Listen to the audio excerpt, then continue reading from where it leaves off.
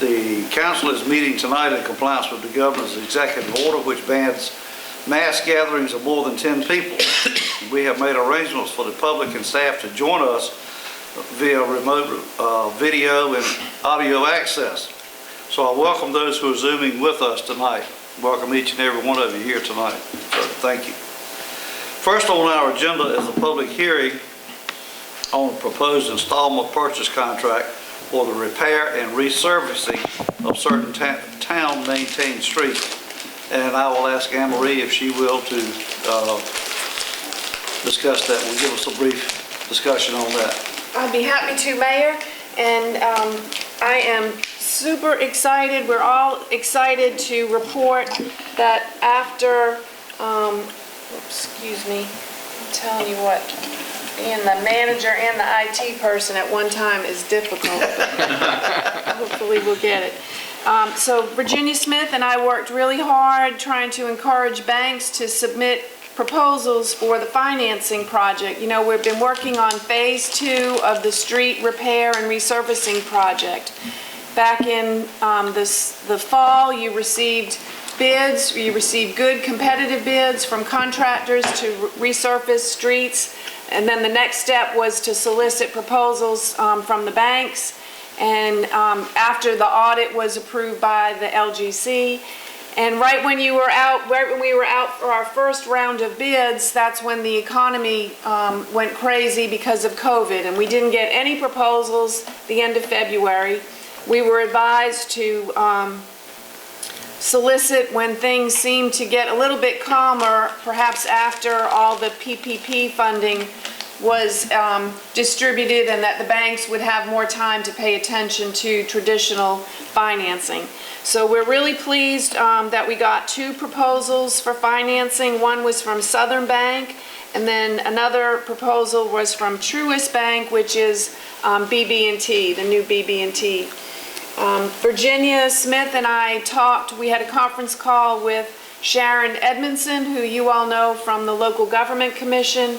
We wanted to make sure that our application to borrow $900,000 would be well received by the commission. You know, were they still accepting applications for municipal and county government to incur debt during these challenging times? And Sharon advised us that the commission certainly is accepting and approving debt, and she thought that our project would be received well. She said the applications are receiving more scrutiny, but she said we should be used to that, and she encouraged us to go forward. So part of the process for you all to be approved for this loan, which is $907,000 to repair and resurface a number of streets in town that have been identified,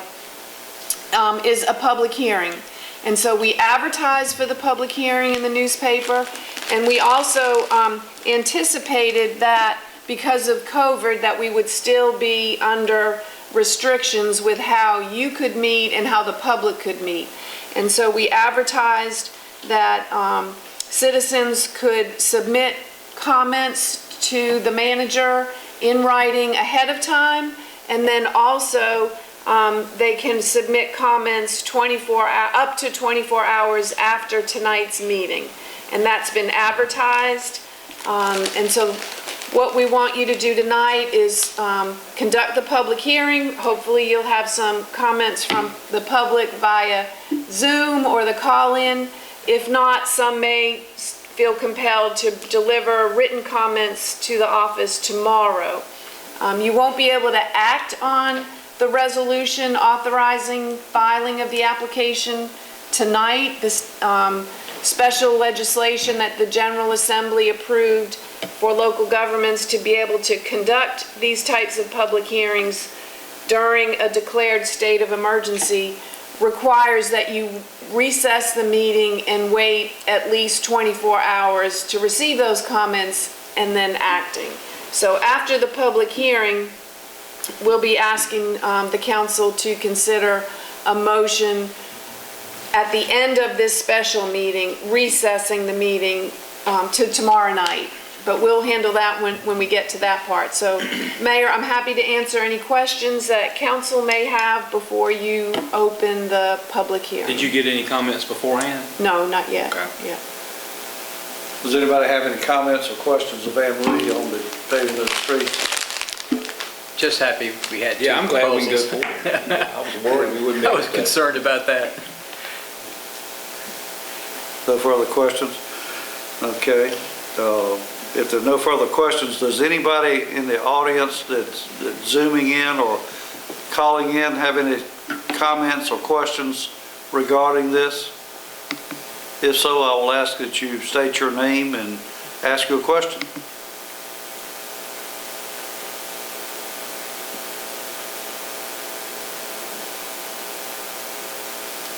Okay, hearing none, we'll open the public comment. Open the public comment. So Close the public comment? close the public. Yes. Okay, so Good. at this Okay. time we'll close the public comment. I'm sorry. And Mayor, I failed to mention that we did speak with the contractor, the lowest responsible bidder, Barnhill, and we've been keeping them posted on, where we are in this progress. And I told them that if all went well, if the council was able to approve the filing of the resolution tomorrow, that we were lining up to be on the July 7th LGC agenda for approval. And then if hopefully the commission would approve you authorizing the debt, and then you would come back at your regular meeting in July, approve the loan with Truist, and then at a date certain, authorize the contract with Barnhill. So in all likelihood, the notice to proceed would be issued sometime in August for the work to be done. And Barnhill was fine with that schedule. Okay, all right, thank you. All right, at this time, we need to recess this special meeting, and I will ask for a motion to... So moved. Second. I'm sorry, Mayor, I confused you. So you still have some other items on the agenda, on the special meeting agenda, that you need to take care of, and then at the end of the special meeting, you would recess. Okay, Yes, I apologize. sorry. I'm sorry. I'll withdraw the motion then. That's right. Withdraw the second. I'm sorry. Okay, we talk about the health insurance under this now, at this time? Yes, Okay, yes. so we'll ask Tammy if she will come in. And I believe Rand is on the phone, on the line also. There's Okay. Tammy. Okay, welcome Tammy and Rand. Rand, can you hear us? I can hear you. Can you hear me? Yes, yes, we can hear you. Okay, so at this time I'll turn the meeting over to Tammy and Rand and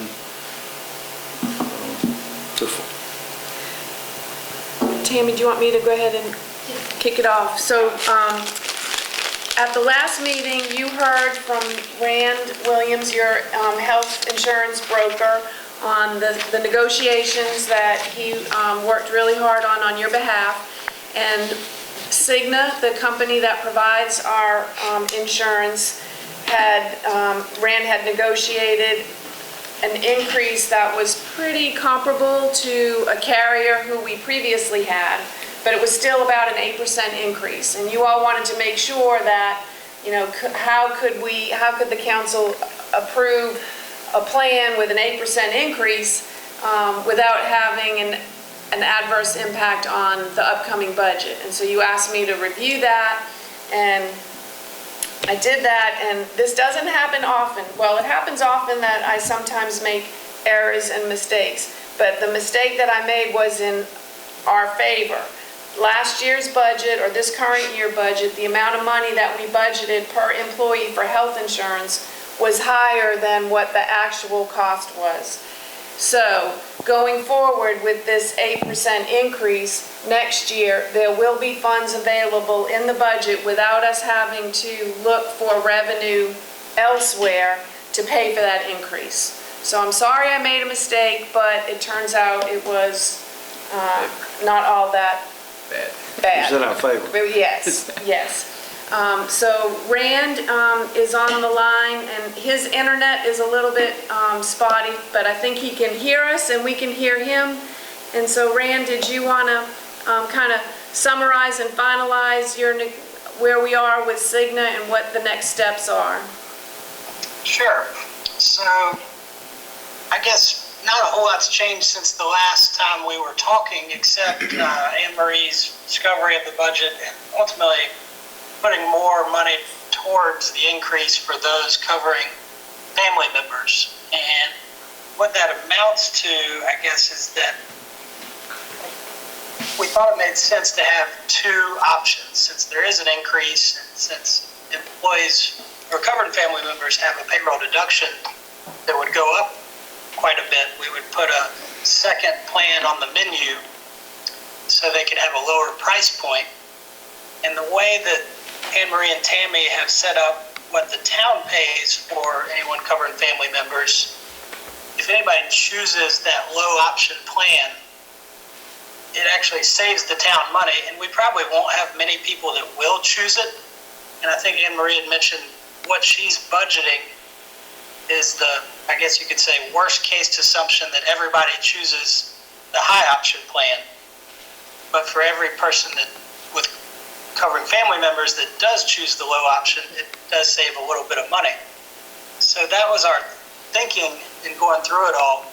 And I think the difference in cost, if somebody wanted to keep the plan they have now, if they're covering their spouse, it would go up about $31, and they could have an option to get that a lot closer to what they're paying now, just to take on a little higher deductible. If they're covering family members, it would go up about $33. But again, they could choose this new plan, and it would be closer to what they're used to. And really, the employee child cost is where Anne Marie really wanted to, I guess, step up in the sense that those costs, what she's proposing, will actually go down a little bit because you have 18 employees who are covering a child or children. So they would all be very excited if y'all were to approve that, whether they chose the plan they have now or to save a little bit on the low plan. The only suggestion I might have is when you look at the employed child rate, the low plan and the plan they have now, they're both lower than what they're currently paying. So there's probably not going to be many that will choose the low plan, which is fine. But if you were really concerned about saving or maximizing the effect of the second plan, you could create a little more distance in terms of the cost. Right now, it only saves an employee covering children $5 if they choose the low plan, but they take on a $2,000 deductible. You could pay a little or contribute a little bit less to your high plan, and ultimately it would incentivize more people to consider that low plan. But on the other hand, you don't want to steer people to taking on more risk. Their deductible goes up that much.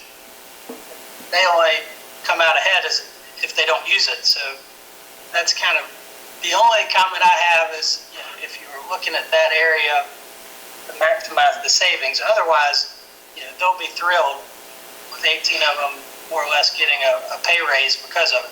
And Anne Marie says that she's found the money to do it. So maybe I'm not proposing that you analyze it any more than you would like to. So I'll kind of open up the floor for any questions with that. Does anyone have any questions of Rand? You said a deductible of $2,000. So right now your plan has let me pull it up here.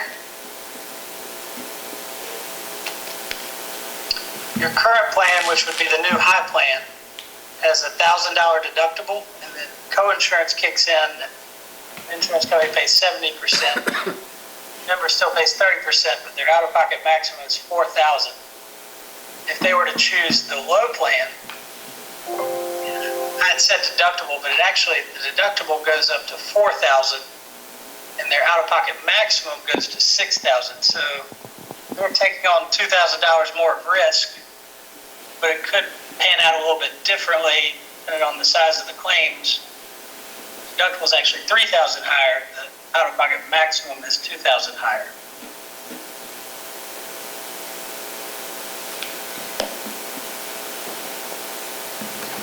I had a question. This insurance is from 727 to 666 per employee. My question is, what part do the employee pay? So the employee, the town pays the entire cost of the employee's monthly premium. If the employee wants to purchase coverage for their dependents, then they have to pay that amount that was in the packet. But the town does do cost share a little bit for the dependents, because back in, I guess, maybe 4 or 5 years ago, when we had a rate decrease, we shared that decrease with the dependents. So we've been trying to gradually, when we have an increase, pass a little bit back on to the dependents. We haven't done that. This would really be the first year that we've tried to lessen the town's cost share. Well, the town responsibility is part of the government. And the government insurance for employees is not that high. To me, that's a lot of money. But now, since I was in the civil service, there's a lot of things changed, and that might be one of them.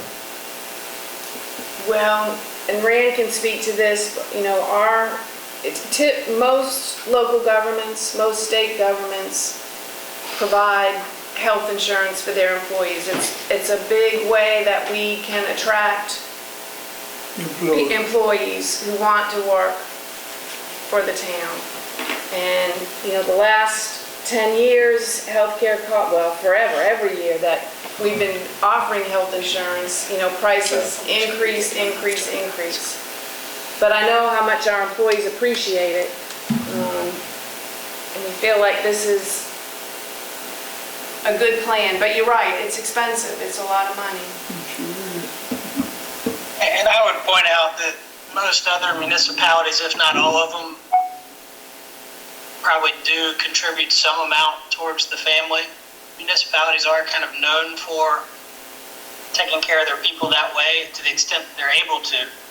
So I think, yeah, to be in line with what others are doing nearby, you know, I don't think we're too far to the extreme one way or another.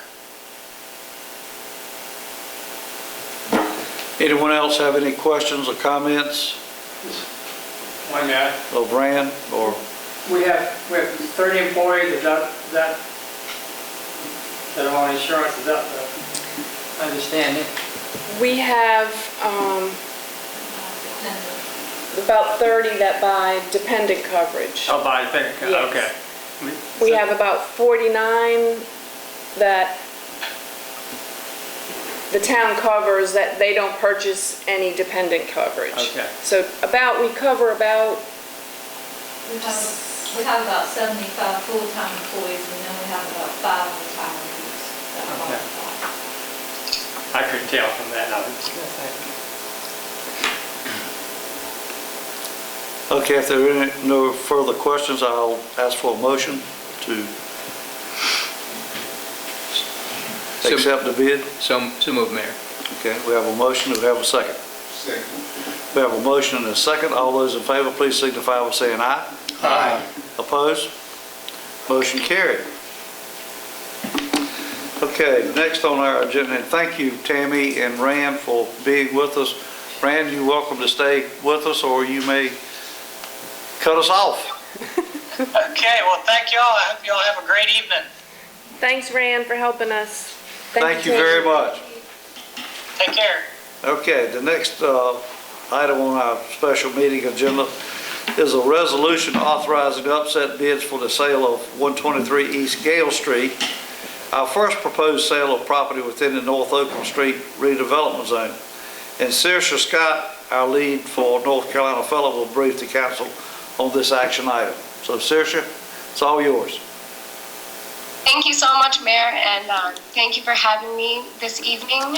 Mayor and Council, I'm glad to be here, and I'm very excited that we are at the point where we are presenting this resolution and we are able to move forward in the upset bid process and start selling these properties. So what I wanted to do tonight is just walk you through a little bit on what this resolution would do and where this would put us in the process. So as Mayor said, or as is in the resolution, we have received a bid in the amount of $13,600 for 123 East Gale Street, which I know y'all are familiar with that area, but it's a very historic area, really historic, amazing property. And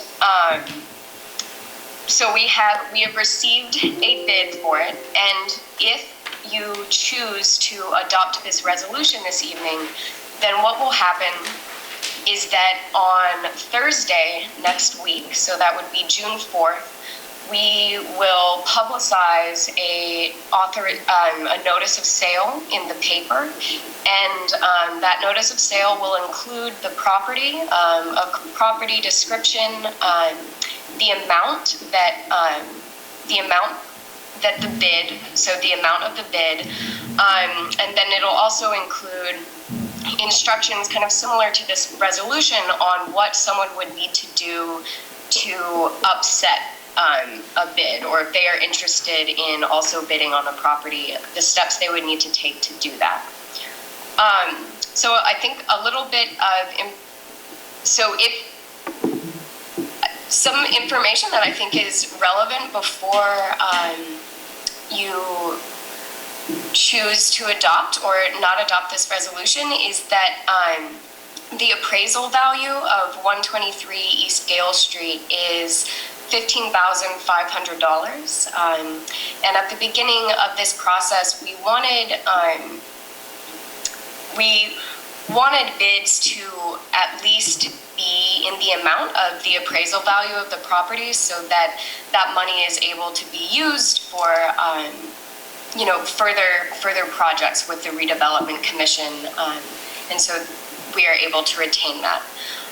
And so this bid is a little bit under the appraised value. It's just under $2,000 less. That being said, there is the opportunity for this bid to be raised via the upset bid process. And if someone wanted to participate in the upset bid process and submit an upset bid, they would have to do so by 5 p.m. on Monday, June 15th. And so that gives it gives 10 days between the publication of the notice of this bid and then the closing of the upset bid process for any interested parties to submit a bid. So that's kind of a brief overview of what would happen at this point. A qualifying upset bid, if someone did want to upset this bid, they would have to raise the current bid by at least $730. And so that is 10% of the first $1,000 of this bid, and then 5% of the remainder. And then that's required statutory regulation for this upset bid process. And so if someone wanted to submit an upset bid, it would have to be at least $14,330. So, Saoirse, if no one upsets that bid, then we will sell it for the current bid that we have. Is that correct? Yes, Mayor, that is correct. And that's actually included in this resolution. That's item 9 at the end of this resolution, is that if we have not received an upset bid at the end of the 10-day period, then the offer set forth in this resolution will be considered accepted by the Redevelopment Commission and by Town Council. Okay. Seriously, Mayor, Mayor. Yes. are we gonna put a time limit on them fixing up this house, repairing this house? Yes. Yes, so in our protective covenants on the properties, and this property is within within Edenton's historic district, so the local historic district, there are protective covenants on these properties, and it would require that rehabilitation or construction begin within the first year of the property being purchased by the buyer, and that rehabilitation or construction be ended with, or be completed within 2 years, and then there is some flexibility for the town to extend that amount of time or work with the purchaser if the need for that arises. I would also like to say that included in this resolution is proof of financial ability and commitment to develop the property. And so any buyer, and this has been very clearly communicated to Mr. Alden's, the interested party in this case, any buyer would have to prove their financial ability to complete a construction or rehabilitation project within the required amount of time. Anybody else have any questions of Cedric? Will this upset bid, if somebody wants to submit one, can they hand carry this to the town hall, or is this all through mail now? And So then what who we does it have, go, who does it go to? we've Does it go- adjusted this because of, the time that we are in and COVID-19, and we're wanting to maintain safe practices with that. To submit a qualifying bid, it needs to be sealed. The submitter needs to fill out our upset bid form, which is online on our website. And they need to also enclose 5% of their deposit in either cash, cashier's check, or certified check. And so all of that goes in a sealed envelope. And because of COVID-19, we are asking, and this is clearly articulated on the upset bid form itself, that before someone comes and drops their bid by town hall, that they get in contact with either Tammy or Anne Marie. And so there's a plan for receiving that sealed bid. It is important that they're delivered in person to us, because we are going to date and we're going to stamp them with the time and date that they're received, because if we do receive multiple bids throughout this process, and if we received 2 bids that were in the same amount, and so we had 2 highest bids, we would need to choose the one that was submitted sooner. And so it's important that those sealed envelopes are delivered to the town clerk in that manner, but we are taking precautions to make sure that we're staying safe.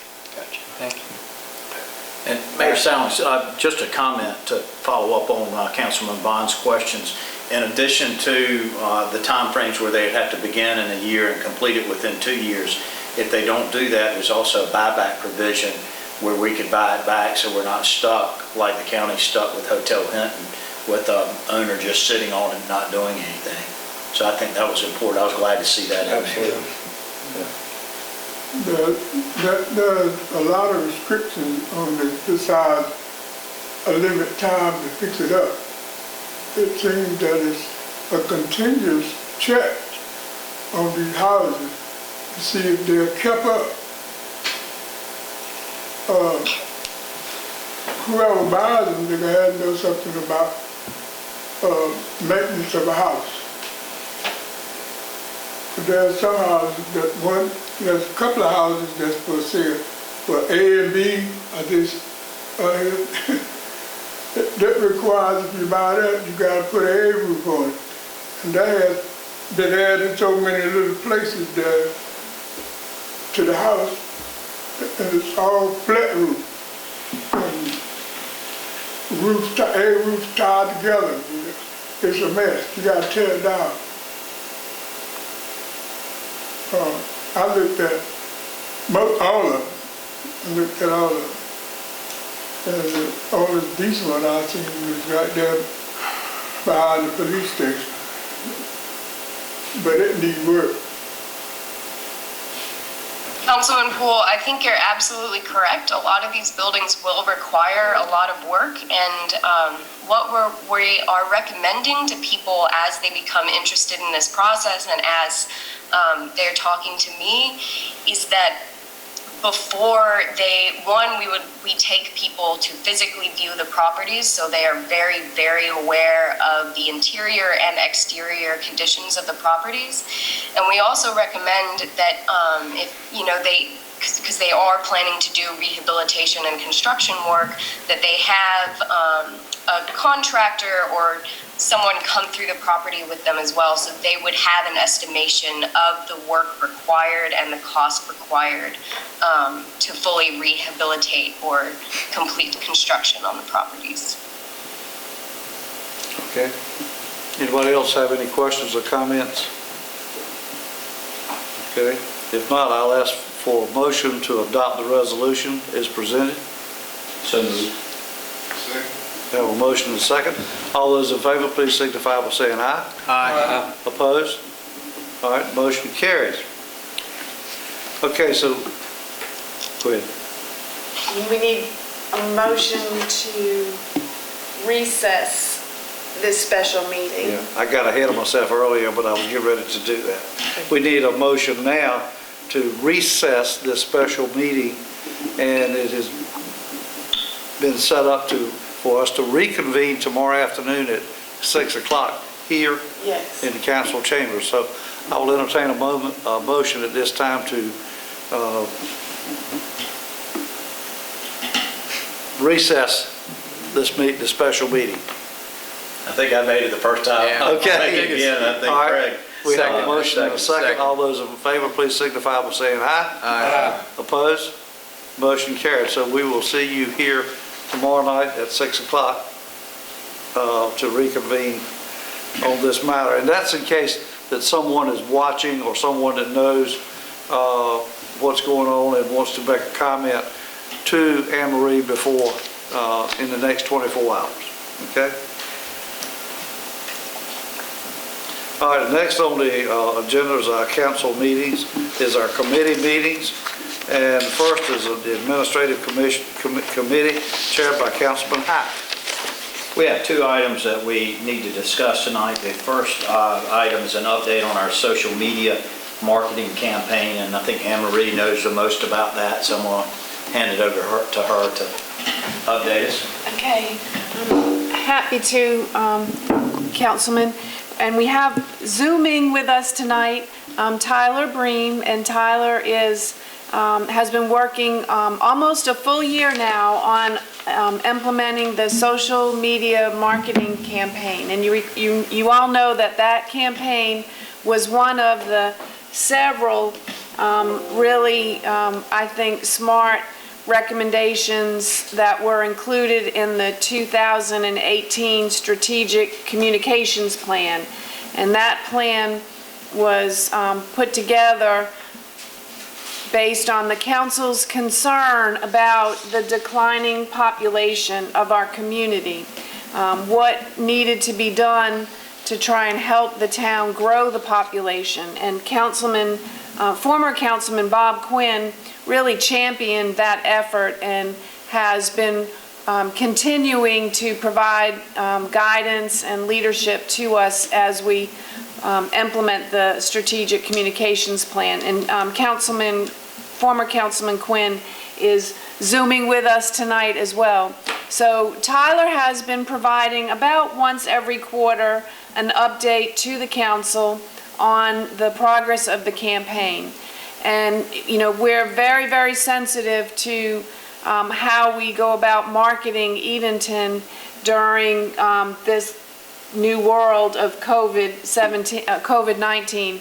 But you've seen the blogs that Tyler has written recently, and I think he's really hitting the right tone and stressing the right qualities about our community.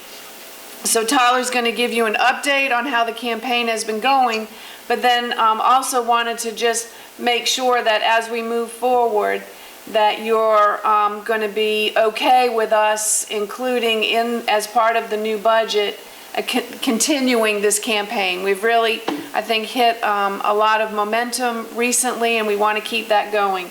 So I'm going to turn it over to Tyler, and then Councilman Quinn can make some comments. And I invited Nancy Nichols to join us too, but I think she got hung up in some traffic. So hopefully she'll be able to provide her input later so we can share that with you if you move this forward at the June regular meeting.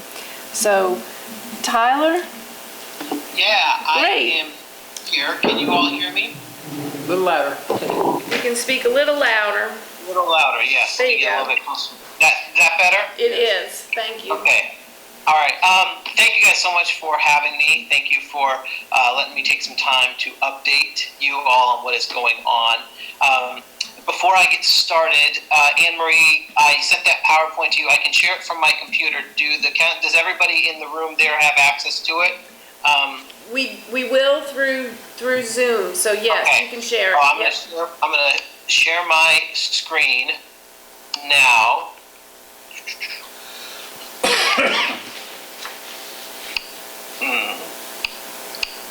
Can everybody see my screen? Yes. All right, fantastic.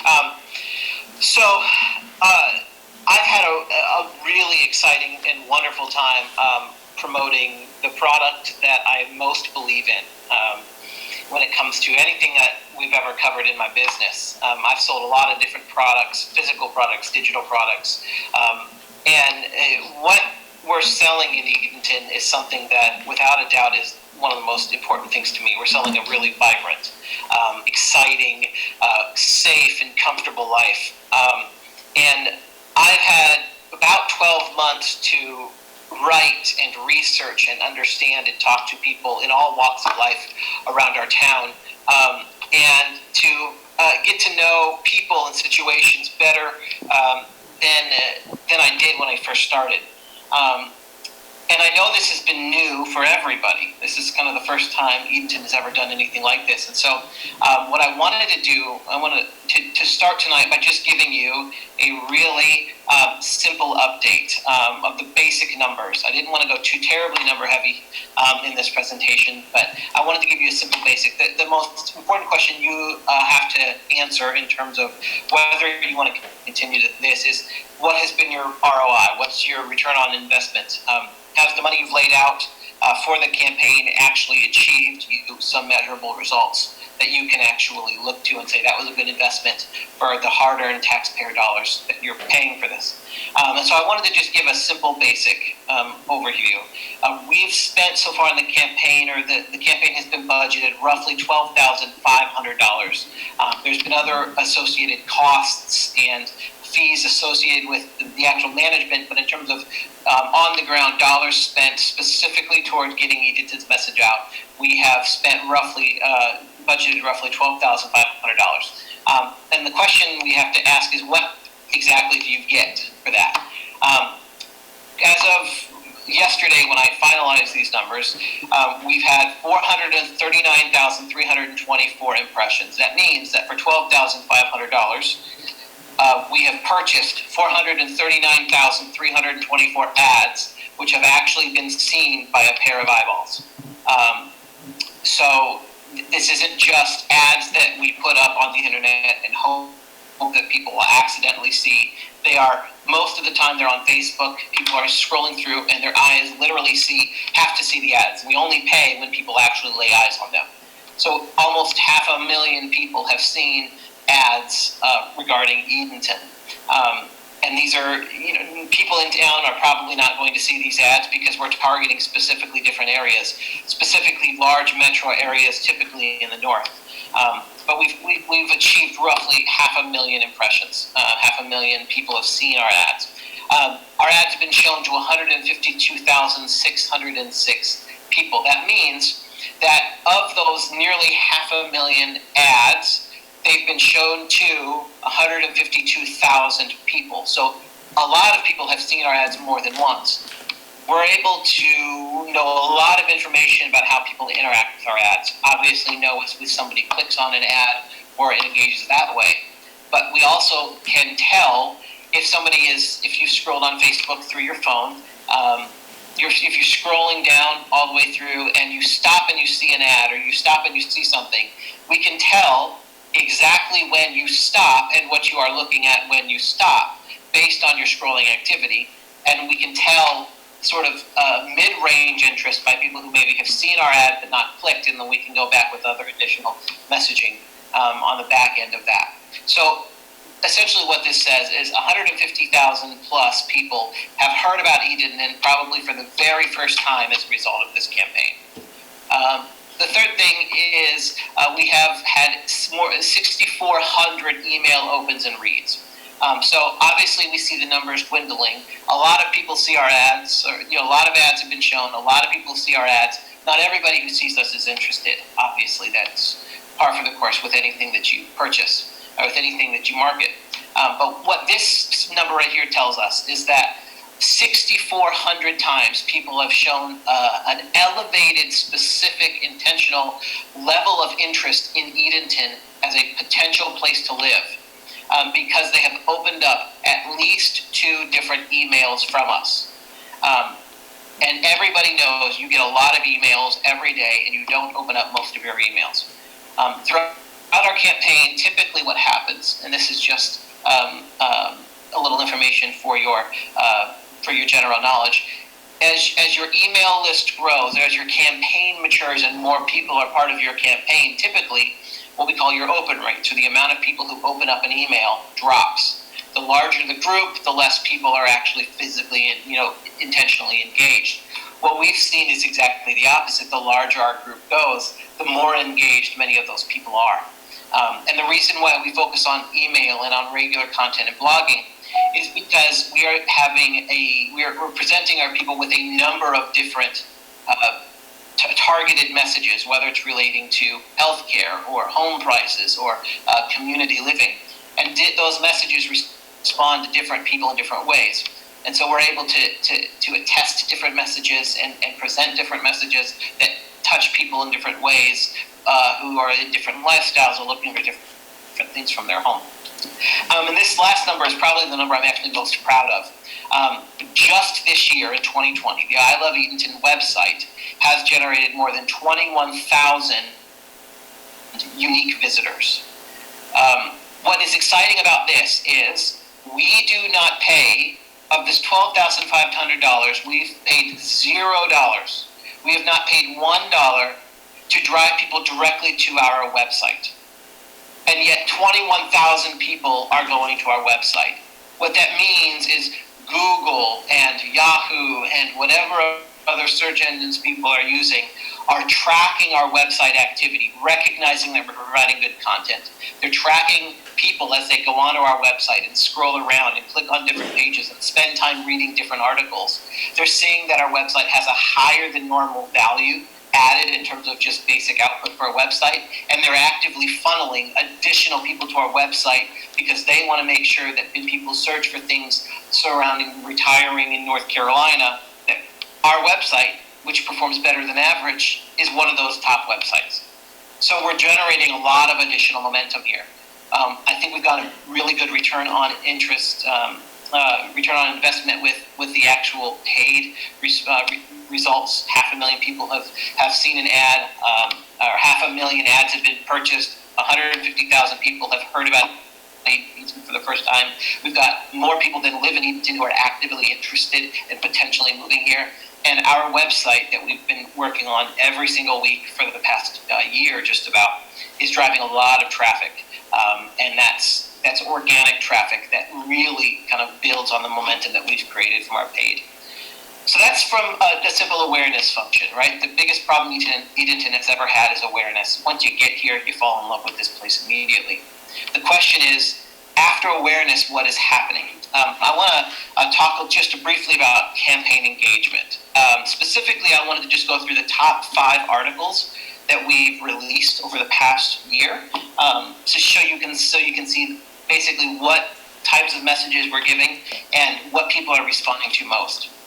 Number 5, this picture here is a picture of my son. The 5th best article was an interview I did with Dr. Jackson. We talked about Edenton and how Edenton schools are becoming sort of a paradigm for many schools in our state. Teachers are coming here trying to figure out how we are doing so well when so many other schools are struggling. A lot of people really found that interview very interesting, particularly, obviously, people with school-age children or grandchildren. That was a fun one for me to do, interesting stories, and it was fun to promote that part of Edenton. Number 4 was something something that I never anticipated writing about. It's funny, I sit down every quarter roughly and I basically block out the content that we're going to have for the next quarter, and I'm sort of working on things 3, 4, 5, 6 weeks at a time, sort of in a rolling pattern. And this happened right at the beginning of the COVID crisis. And as I tell in the story, I didn't anticipate anything happening, and then all of a sudden I opened the door because my dog was barking and there were diapers sitting on my doorstep. Eventually throughout the day, I think people dropped off like 2,000 diapers, enough for like a week and a half. And it was one of those just spontaneous, community-oriented, completely unexpected, totally surprising things that we ended up writing about, and people just kind of fell in love with it because it really talks about one of the things that makes Edenton special. The 3rd one was one I did just a few weeks ago. Now I have to confess, when I wrote this one, right in the throes of the pandemic, when everything was shut down, we were struggling with things to write about. There's not a lot going on. There's not a lot of things to do. A lot of my plans had kind of gone up in smoke.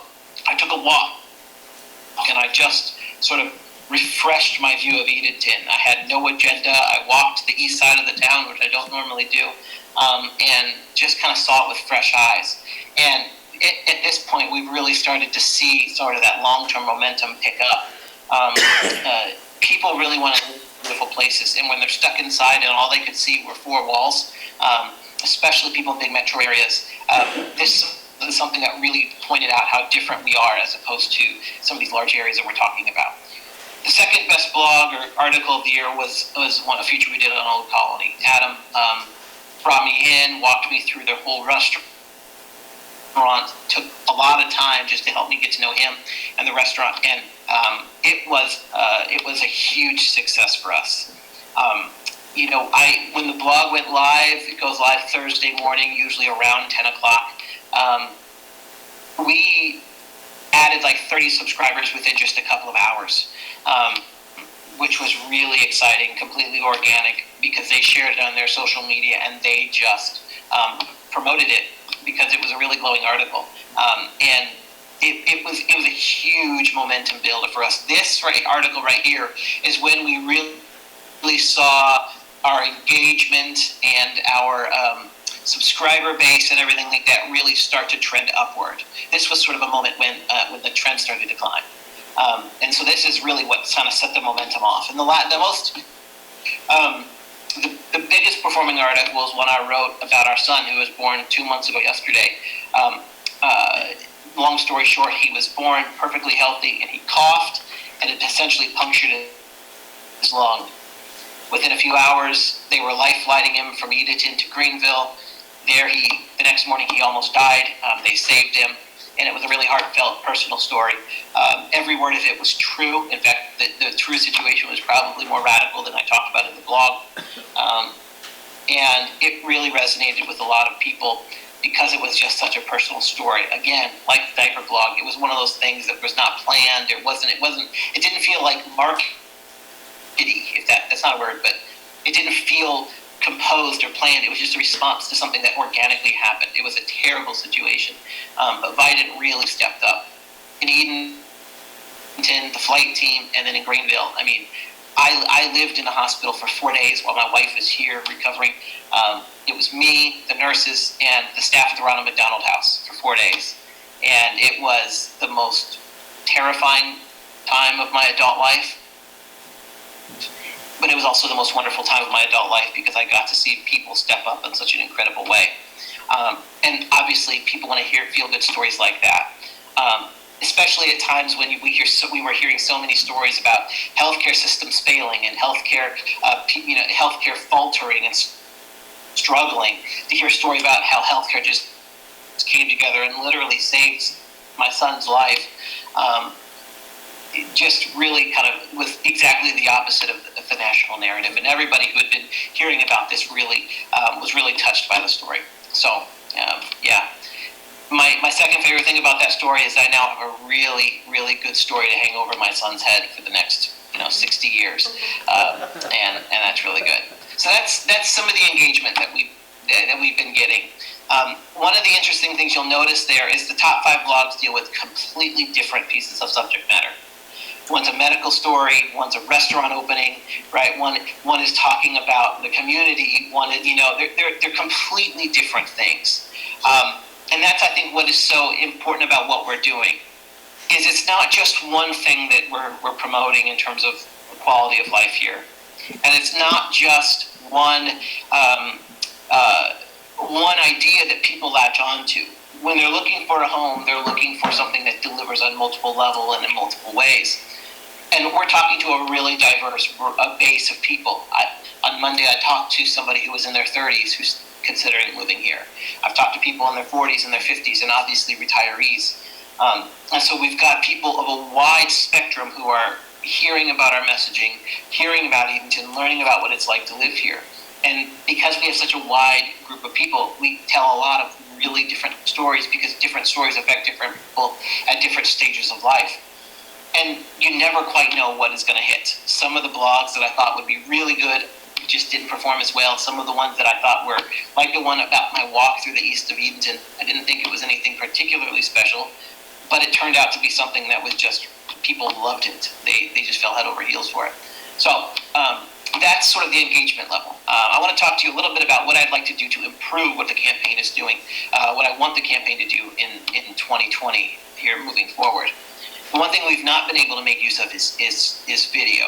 Video is the most important, most powerful element of digital marketing, and we've gotten good results without it, but we would strap rockets to our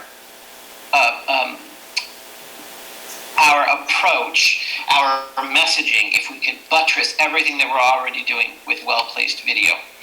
There's 4 basic videos that I would like to create over the next year to use on the website and in our marketing as ads. I would love to create video ads to promote Edenton, because video would tell our story even better than we've been able to tell it thus far. The first one is something that's on our minds right now, Edenton's natural beauty. This is a beautiful place. It's a beautiful place to live in terms of the architecture, but it's just as beautiful in terms of the nature and the water and the green trees that are all around. Edenton is a really beautiful place. It's incredibly picturesque, the most picturesque place I've ever lived. Creating a 90-second video about the most beautiful elements of Edenton and what people get when they move here is going to be really compelling.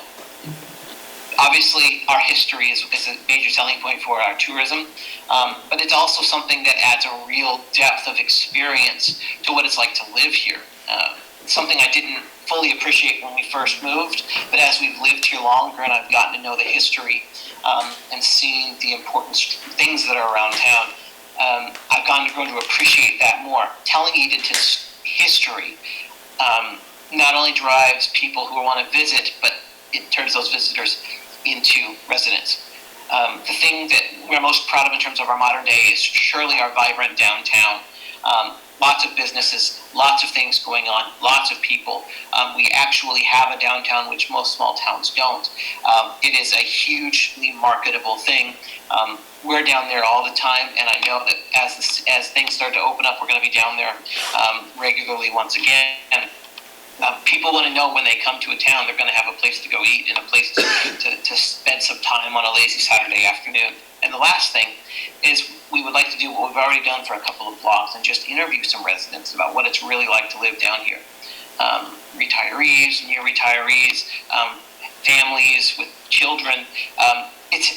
it's easy to hear my story, right? It's easy to try to read the blog and follow my life and my experience as we move through the seasons here. But one of the most powerful things that you can do in any marketing scenario is deliver real, true social proof. It's not just me who loves living here, but there are so many other people who come in, found Edenton, moved here, and just fallen in absolute love with the city. Those are the 4 basic videos that I would like to create to use to promote Edenton. And I just want to end tonight before I take questions with this. Everything that made Edenton great before the pandemic makes it even better today. When we first started about a year ago, we chose to target large metro areas with dense populations. And we're targeted people in those areas who are looking to leave densely populated areas to find a new home that is safer, that is cheaper, that is easier, that is calmer, that is more healthy, and that is more connected to the environment. Now, considering everything that has happened, and I don't want to downplay the health toll, the people who have died according to the pandemic, the healthcare toll that is taken on healthcare workers, and the economic toll. But here's what I know. Everything that made Edenton great then, that we wanted to promote then, has been highlighted by the absolute devastation that has been going on in the world today. We are in a uniquely good place moving forward to continue to even to point out how we offer a different and better way to live than almost anywhere else in this country. And I hope that you guys see the value in what we're doing and that you guys are interested in continuing moving forward so we can take our success to the next level. I'm free to answer any questions or take any questions from you at this time. Anyone have any questions of Tyler? Tyler, do you regularly meet with realtors in town to maybe find out how they first heard about Edenton? Did any of them, or many of them, see your blog? So I know of a number of people who have visited Edenton as a result of the blog and things like that. I know when I gave my last presentation, somebody spoke up, somebody who volunteered at the Barker House said that Barker House had seen an increase in visits because of the I Love Edenton website, and that was before our sharp uptick in visits this year in terms of the website.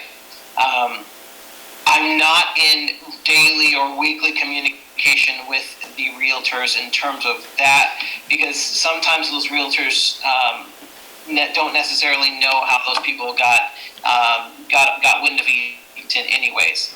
I do know that we've seen a lot of more increase in terms of the measurable visibility in terms of as the different organizations around town are sharing our posts and things like that, we're getting significantly increased visibility.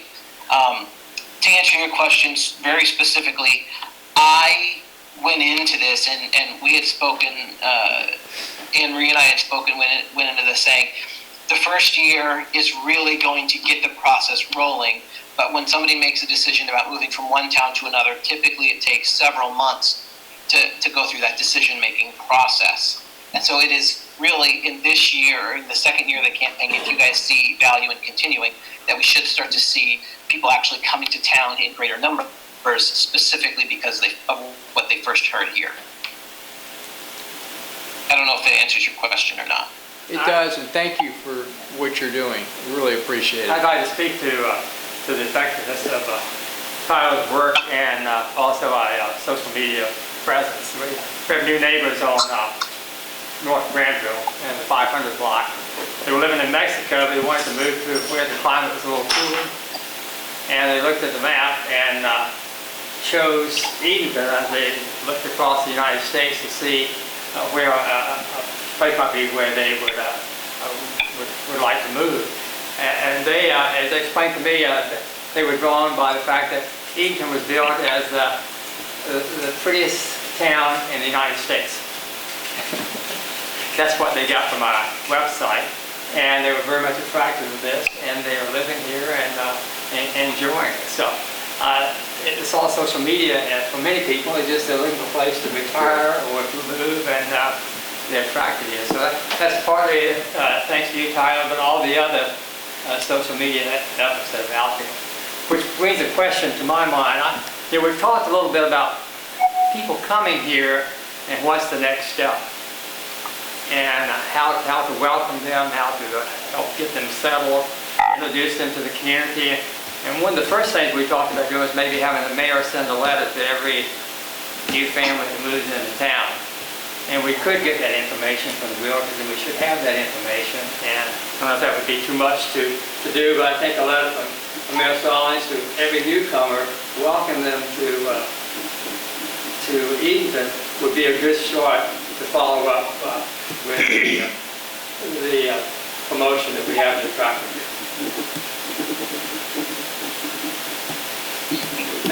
If I could just add one thing to that.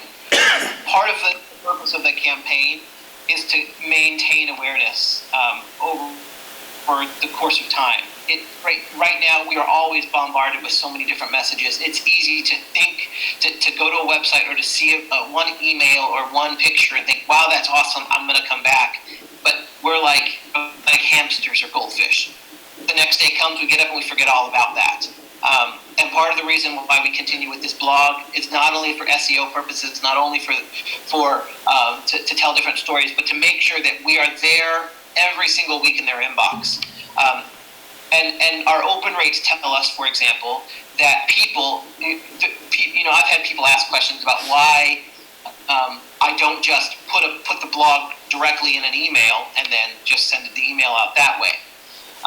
But in my experience, part of the reason why we've set it up strategically the way we do is people see 2 different ads every single week for Edenton. They get an email that talks about some cool thing that's happened, some surprising event that's taken place, and then when they click that link, they get a whole other advertisement for Edenton.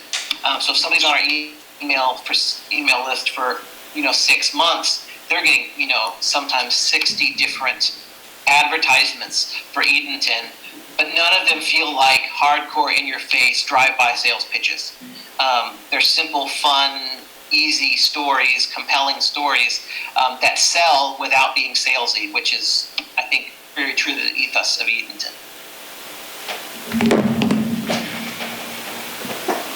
Mayor, do you want to ask Councilman Quinn he's on the Zoom with us, to give his perspective on how he thinks the campaign is going and where we need to go? Yes. Mr. Quinn? Yeah, can everybody hear me? Yes, sir. Yes. We can hear First, you. I want to say Tyler's done a fantastic job. His down-home kind of responses and his outreach using personality and what people would be seeing as actual events in an actual place that features the things that I believe are going to become foremost in the minds of people today, far more than they were 3 months ago. I think, candidly, the charm of metro living has gone away, and that has not gone away is going to go away at a rapid rate. I think people are going to be more friendly in thought and in their opinion of places that offer what Tyler is talking about. I think it's interesting at the same time to perhaps inform that we have just completed a video PowerPoint specifically aimed at retirees who are attending the retirement programs which we're attached to through our certified retirement program. I think the combination of the two, and certainly I think we can, if we work together on this thing, accelerate Tyler's concept about video, and I agree with that totally. And I think we've got some things that we can work together. For example, one that we're doing right now, the cards have been printed, and I made sure that on the card that's producing this video and offering it to people to enjoy and hopefully find a good home in Edenton. But on the list of places, we have 2 or 3 websites, but in the middle of them all, and I think the most important one that we're offering to people to go to and learn is iloveedenton.com. You've done a great job, Tyler. Thank you very much, and I appreciate the opportunity to zoom in with everybody. I'm becoming a Zoomer. Thank you for your input, Something Bob. I never wanted to be, but it's... I think we're all getting pretty proficient with that, but thank you Thank you very again for much. your input, and we enjoy seeing your smiling face. Thanks, Bob. You bet. Hack, it's still your show. Yeah, do we need to take any action or move this forward?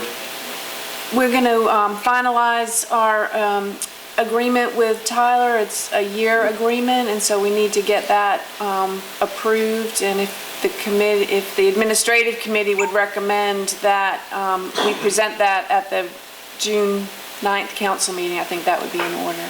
I'm fine with that. Is everybody else okay with that? Yeah. Well, we would ask that we take that up at our next meeting. And thank you, Tyler. Thank you, Bob, also. Our second item that we have on the administrative committee is amendment to the minimum housing code. And I think Saoirse has been the lead person on handling this. And Saoirse, if you can bring us up to date on that and give us the high points if you would. Absolutely. Thank you so much, Councilman High. I am happy to be here, and we also have Mr. Ben Gallup, who is the attorney who has been helping me draft this minimum housing ordinance, and it's been extremely helpful throughout this entire process. So I am going to share my screen with you all in just a moment, so let me know when you can see it. And I have a presentation to go through.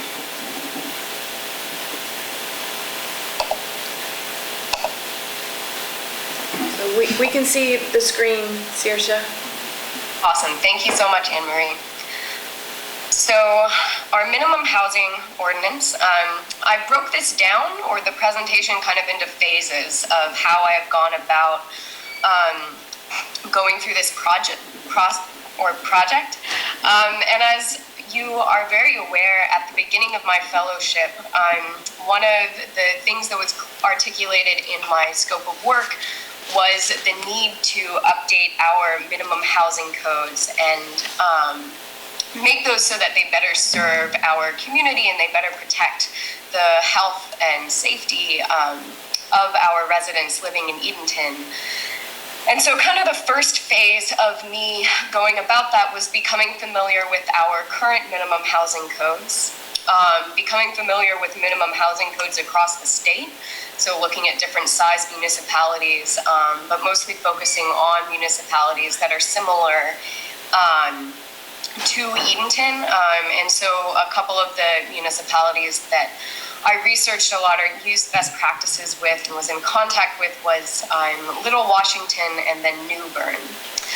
I also connected with UNC School of Government faculty to see what their baseline recommendations for making updates for minimum housing codes were. I'm familiarizing myself with the International Property Maintenance Code, and then using both online and published or physically published resources by the School of Government for reference. And so one of the first things that I got out of talking with UNC School of Government faculty was that our municipalities are very restricted in our ability to edit minimum housing codes. And so one of the only areas in which we're able to do that is what is considered unfit for human habitation, and having some amount of flexibility with that definition. And so that is the angle at which I started to approach this process.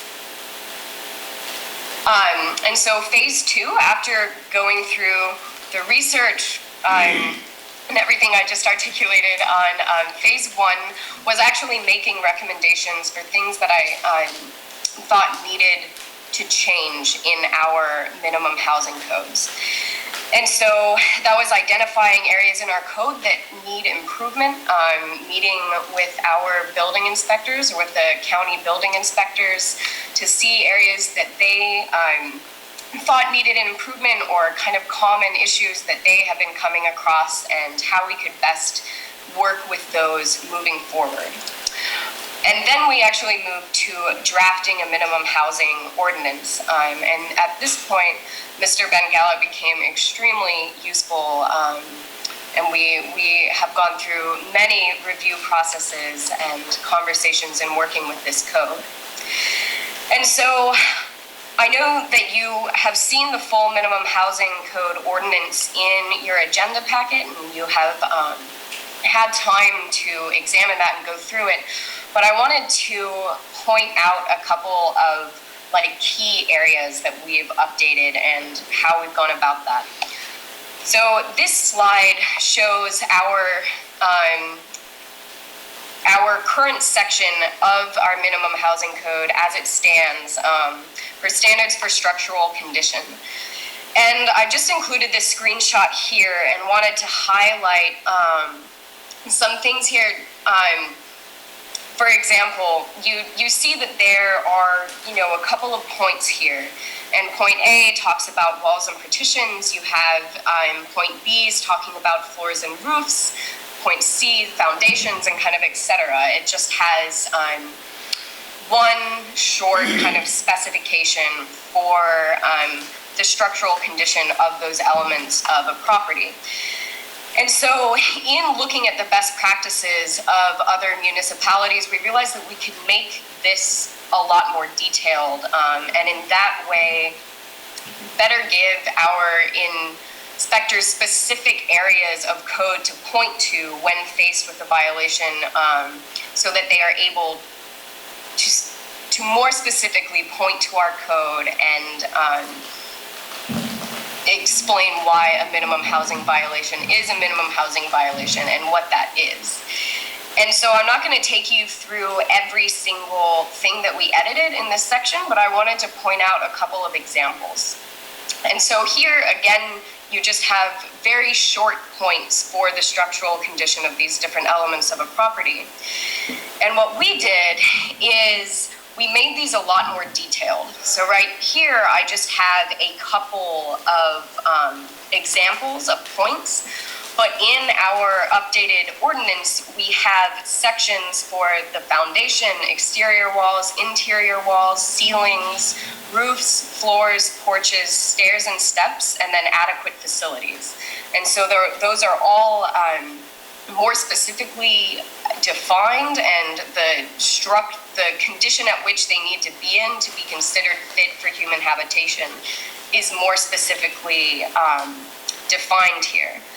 And so for example, if you're looking at these, one of the things we did with interior walls, and this was at the recommendation or at the suggestion of building inspectors who have seen this as being an issue, is that all wall materials shall be adequately attached to structural components, and that whenever there is damage to a wall or wall material and that needs to be fixed, that materials that are similar in texture and appearance to the original material are used. And so you are not only fixing the issue with your interior wall, but you're doing so in a manner that is keeping the integrity of the building in place and making sure that it is still in you're not just slapping like cardboard over a hole and saying that it's covered. You're actually doing the due diligence to make sure that good repairs are made. And so another point here, walls shall not be covered in cardboard, newspaper, or other highly combustible or improper wall finishes. And so that's again to just more specifically articulate what we are looking for. Another example of a point, if in point H here, it says that there shall be no chimneys or parts thereof which are defective, deteriorated, or in danger of falling. And that's in reference to the roof. We still have that in our roof section, so all of those points are still being covered. But in addition to that, we more specifically say that roofs shall not be have improperly distributed loads, they need to be adequately supported, and they need to be adequately weather tight so as not to allow leakage and things like that in the rain. And so again, I don't want to take you through point by point through our entire ordinance, but these are some examples of what we were doing and how we have done that. And this is very closely resembles best practices from neighboring municipalities and how they have gone about their codes. Another one that I wanted to point out is minimum standards for safe and sanitary maintenance. And so as it stands in our current code, this is what that section looks like. And so again, you have just these points in here. And we haven't taken out any of these points. Rather, we have added a few and made them more detailed. So for example, in point E here, it says bathroom floors, every bathroom floor, service, and water closet needs to be maintained so that it's impervious to water, etc. In that section, we've added bathroom and kitchen floors, so that is also protecting kitchen floors and not just bathroom floors because they're very commonly made of the same materials. And then these are sections that we have added in addition to what you see for minimum standards for safe and sanitary maintenance here. We have added a section that addresses exterior property areas and grounds, painting of exterior surfaces, and then hazardous materials. And the hazardous materials is really useful for this because it specifically mentions asbestos and kind of other hazardous materials that can be found in buildings and that can be dangerous to the health and safety of their inhabitants. And then again, language from here, especially with exterior property areas and grounds, this very closely mirrors language used in the International Property Maintenance Code. And so we are really drawing on best practices for this language. And so phase 3, again, these are just some examples of what we've done for the code. Phase 3 is reviewing it. And so after we had put together some of these edits, like I've said, we've had multiple review sessions with Ben Gallup in which we had made updates, we have changed things, this code has gone through multiple drafts before presenting it to you as is today. This has also been reviewed several times with our town planner and town manager, Elizabeth and Anne Marie. We've had contact with other jurisdictions. So for example, I talked to a building inspector who works for the city of New Bern, and I had a couple of questions on common things that I've seen in other codes, but don't really feel as if they have utility for Edenton. And so discussing questions like that with him and getting opinions on, how other towns are using these sections of our code was very useful in making edits and revisions to this.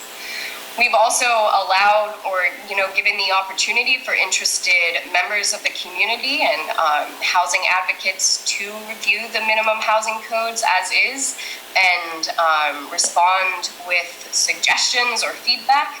And we have tried to incorporate, when appropriate and when applicable to Edenton, some of those suggestions.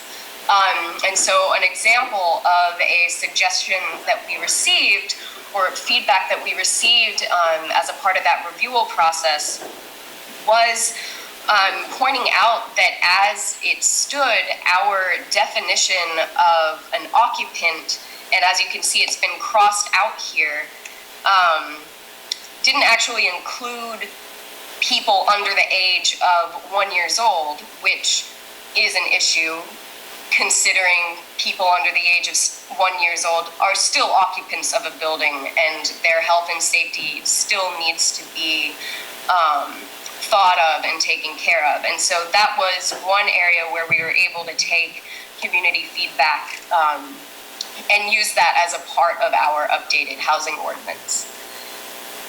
And so kind of the last phase that we would enter in should this ordinance be adopted would be public education on minimum housing codes and housing codes in general. And so this would include educational materials on how residents can best maintain their homes and prevent conditions that would render a building unfit for human habitation to occur. And so that's general education on best practices for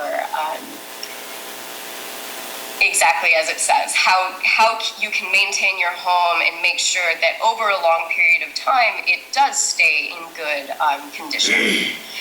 And then education on what Edenton's minimum housing codes are and how residents can go about reporting a violation or moving through this process. It can be really confusing to read actual statutory language and coding language.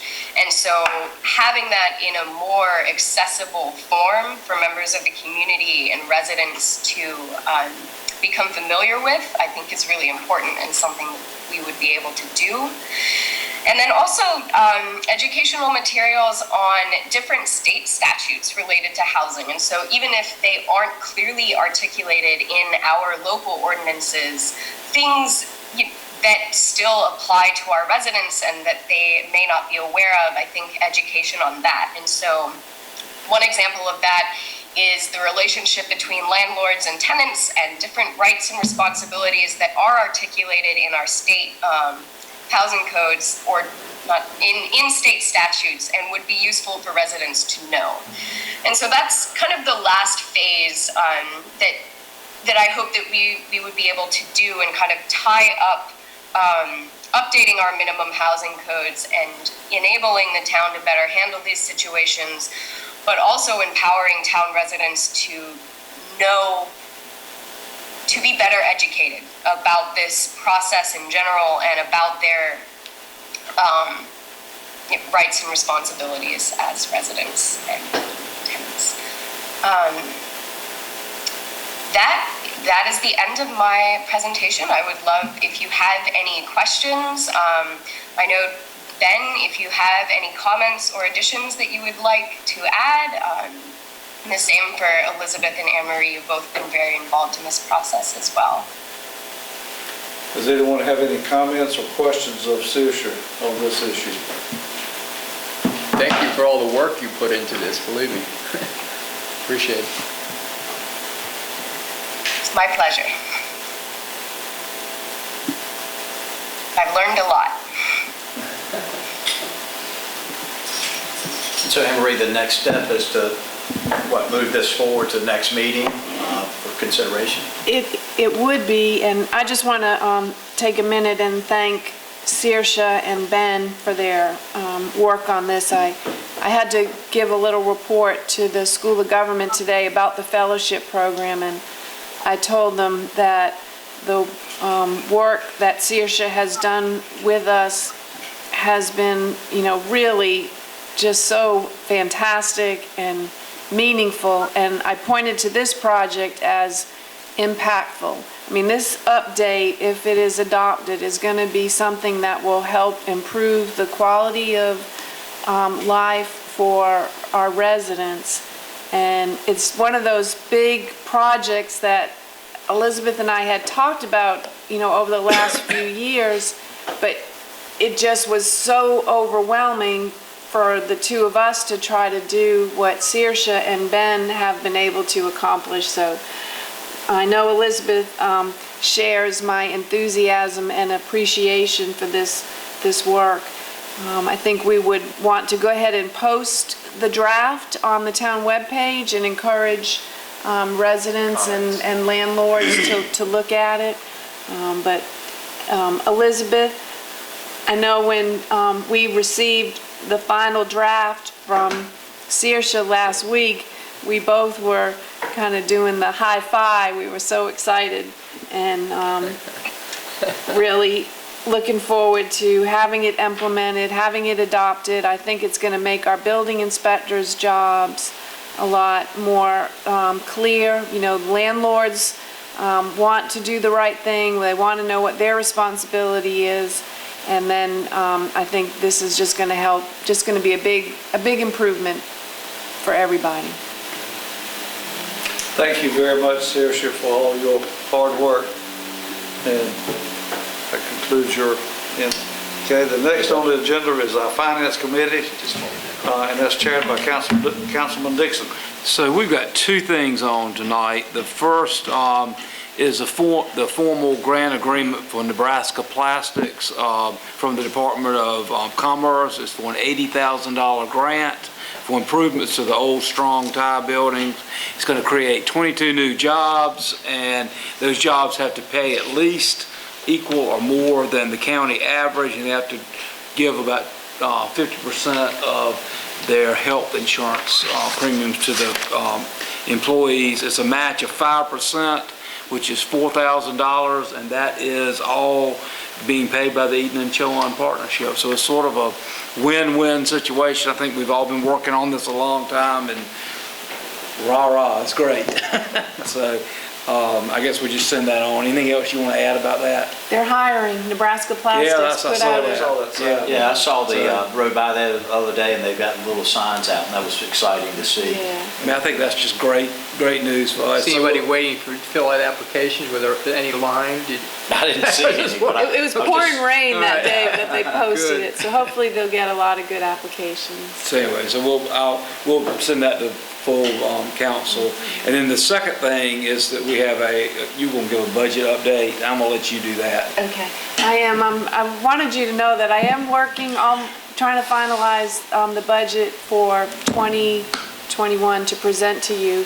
And I'm happy to say that, you know, I'm recommending the budget to not include a tax increase for next year, and able to do that because of the growth that you have seen, and that, you know, the town and the county working together on economic development, the increase in tax rateable property increase this year. Remember last year it decreased when Simpson Strong Building closed and all of that manufacturing equipment went down to Texas. We lost tax base. So you've made that up, and we're finalizing the budget. Even though we're in these very uncertain times, I'm still really, really excited about the opportunities that are coming to our forefront. And, you know, the fact that our manufacturers, all of our manufacturers, did not miss a day during COVID, and that they're still running, they're still working, their employees are still working hard. I mean, that just proves how important our diverse our economy is. Agribusiness, agriculture, farming, and then manufacturing. That is just phenomenal. Our unemployment rate for Chowan County will be announced on Friday. Real curious to see what that is. I know a lot of service jobs have been lost, you know, hopefully temporarily. But I'm so proud to see our businesses reopening, complying with the social distancing. So I feel like in the general fund, you know, we're going to be okay. We're working hard trying to still measure the impacts of COVID, especially the governor's order that allowed residential customers to basically not be disconnected for payment because of COVID, and that is going to have an impact because the customers will have 6 months to pay their bill back. They still have to pay it, but we're going to have to really budget, carefully over the next year how much of those monies are we actually going to be able to collect. And then we have been, as you know, allowing customers to pay by credit card because Town Hall is not open to traffic, to foot traffic. And so we've waived the credit card convenience fees. But that has helped us collect, I think, a lot of revenue that we might not have been able to correct. And then in the Water and Sewer Fund, just remind you that you have the debt service payment that we funded partially for the upgrades to the water treatment plant, so we'll have to be budgeting for that. And then depending on when we finish with the sewer rehab project, that loan payment may be due in next year's fiscal budget, but it may be delayed to the following year. So we still have some challenges, but despite the hit that we're taking in sales tax, I'm still feeling optimistic. So hopefully by the end of the week you'll have my budget, and we'll go ahead and start reviewing with the Finance Committee and make sure that it addresses the concerns that you have as well. Thank you, Anne Marie, for all your hard work and everybody that's worked on this. I think that's all good news. So we don't need to send anything on that to council.